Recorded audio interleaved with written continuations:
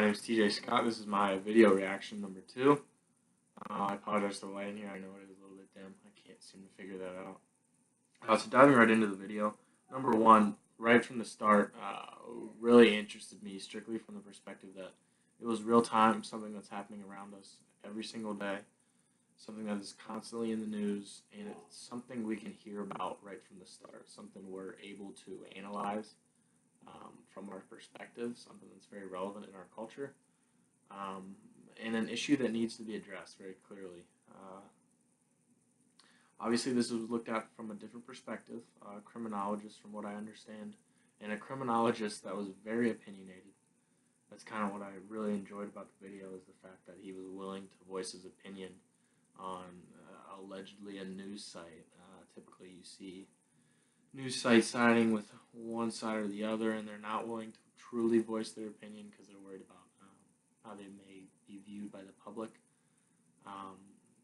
This man was clearly very biased. He made that very clear with many statements, but he was biased in a way that you could believe him. He wasn't distrustful at all. He was very upfront about his opinions, and he believed strongly in what he was saying and what he believed in. So that was kind of refreshing. It was refreshing to hear somebody truly state what they want, truly state how they feel about certain public opinions, certain people in the public forum. Right from the start, I knew this was going to be interesting because calling politicians wackos, you don't hear that too frequently on any kind of television, any kind of video, obviously unless it's a joke. Very opinionated, so things got interesting from there on out. And clearly a very knowledgeable guy, knowledgeable about what he does, criminologist, very knowledgeable about what's happening in the world and how it compares to crime, as well as knowledgeable about the business world and how those business decisions may impact our lives. Excuse me. Right from the beginning of his interview, he states a black male that had been shot, and he apparently went directly to the scene of the crime, the location, and analyzed the situation, which he gets into that analysis later. I'll go into a little bit later. But right from the start, he's making very evident what he's there for, which is advocating for the fact that we, as a society, and more particularly police officers and this Justice Department, is protecting white people over, as he specifically claims, young black and Latino males. Makes it very clear that he is against, obviously, all forms of discrimination, and the fact that discrimination is real right in front of our faces. And he kind of gets into the fact that nobody really sees it, and nobody's doing anything about it. And I think that's the biggest takeaway from this video, is that he's making it very clear without saying it. We can all do something as a society every single day to prevent this discrimination. It's all going to start from the action plan, and he goes into that specifically with police officers. They have a duty, and they have an action plan with that duty. And within that action plan, there's certain things that need to be changed from basically society standpoints. It had nothing to do with police training. It's the fact that police associate crimes with Latino and young African American males, as opposed to white people. Basically the fact that in this specific situation, the police officer approached the car differently, stating because he was a black male as opposed to a white male, in a routine traffic stop, and immediately draws his gun.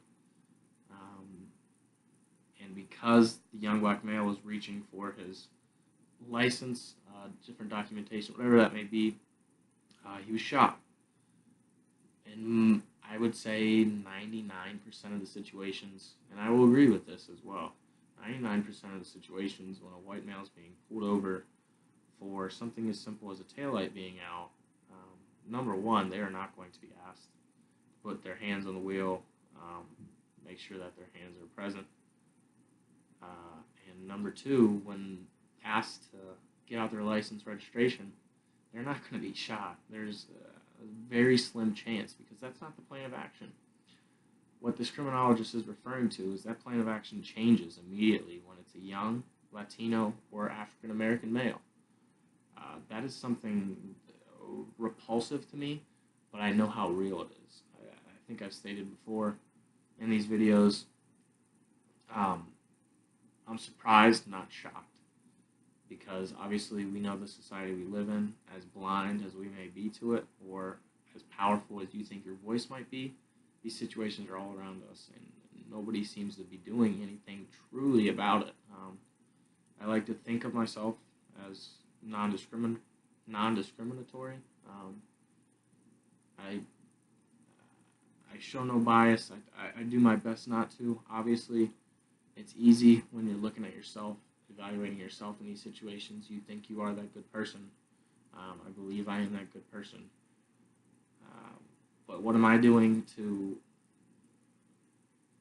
make changes? What am I doing to make something happen? I'm not sure.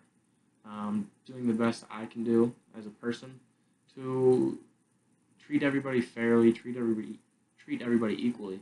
What am I doing for that person next to me that may not treat everybody fairly? What am I speaking up and saying about that student that might not be treated fairly?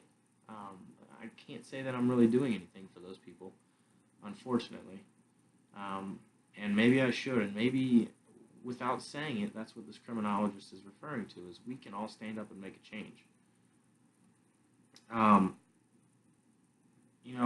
This opinion showcased a lot that basically times are not changing.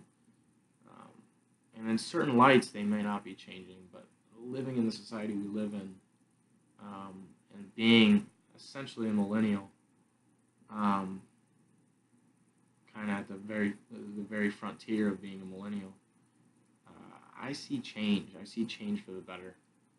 Whether or not older adults see that, younger people see that, I'm not sure, but I see change for the better.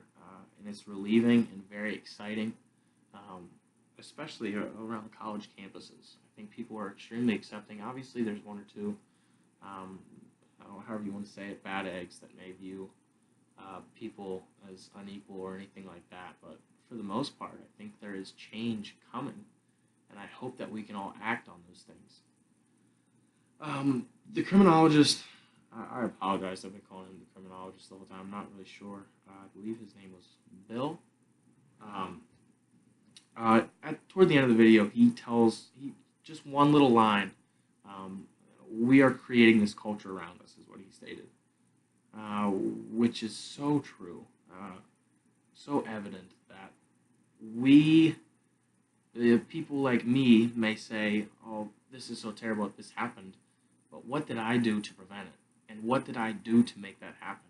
That situation could have happened right here in Defiance, Ohio. Did I do anything to prevent it? No. Did I do anything to make it happen? Who knows?